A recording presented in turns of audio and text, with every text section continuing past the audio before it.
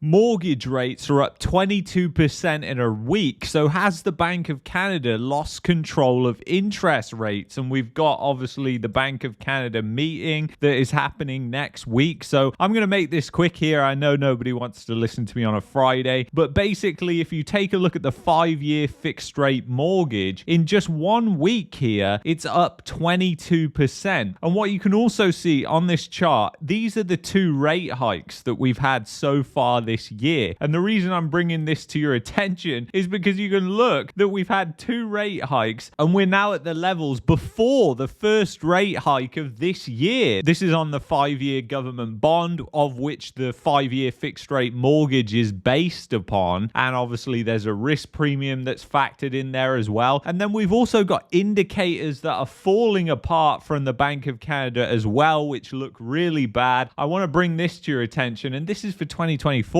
It's old, guys, but take a look at the share of mortgages with an LTV, a loan to value ratio, above 95%. It's over 11% of the mortgages, and then above 80%, but below 95%, that is 7%. And during the global financial crisis in 2008 in the United States, subprime represented 15% of the total mortgage market. Well, in 2024, it was like 11.06%. But if you really add in everything below that 20%, it's actually way above that. So the risk in the system is very, very high right now. And then I also want to bring this to your attention. Share of indebted borrowers behind on payments for at least 60 days in any credit category. This is now at the highest level since Q1 2020. We know the economy was in a terrible place in Q1 2020, and this is lagging, guys. So we're talking about Q4 2024 and we're in Q2 2025. So this is absolutely insane. And obviously this comes from the Bank of Canada. So I think it's highly unlikely that they're going to be holding rates. I mean, maybe they are, because we had the inflation print that was high, but obviously the tariffs are playing into that, and that's not going to be long-lasting inflation. So it's going to be very interesting to see what happens next week. We've got a lot of data that is coming out next week. So there's going to be multiple live streams. We've got inflation data that is coming, and then we've got the interest rate decision that is coming on Wednesday. And you've got TD Economics that is also saying that the Bank of Canada is likely to cut by 25 basis points. And then we've also got this that's happening that is not good at all. We've got the first outright decline in private sector loans since 2020 as well. So you've got the first 2 months in a row of declines since 2020, which was way back here in March of 2020. A lot of things are now pointing to 2020. Do you think it's as bad as 2020 right now? Well, the financial system thinks it is as bad, and the banks think it is as bad as that. So just think about the amount of risk that was in the system. The whole economy was shutting down in 2020. There was all this unprecedented stimulus that was being announced, but none of it took effect at that point. So it's absolutely insane what we are seeing in financial markets, and it looks incredibly risky for the banks with all these mortgages. And then obviously we'll have to watch next week what happens with interest rates. But what is clear as daylight is the Bank of Canada doesn't control interest rates anyway. I've said this many, many times. They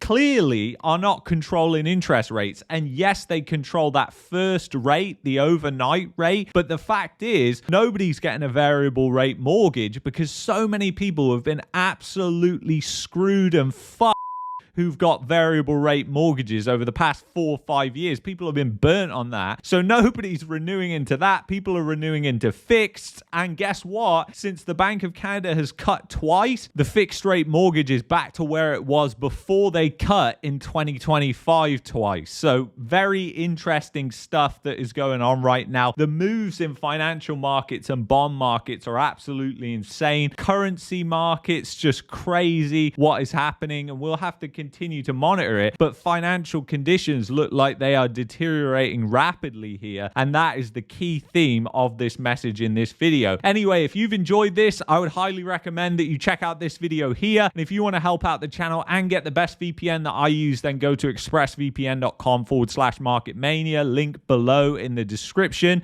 and I will see you in the next one. Take care, guys. Have a great weekend.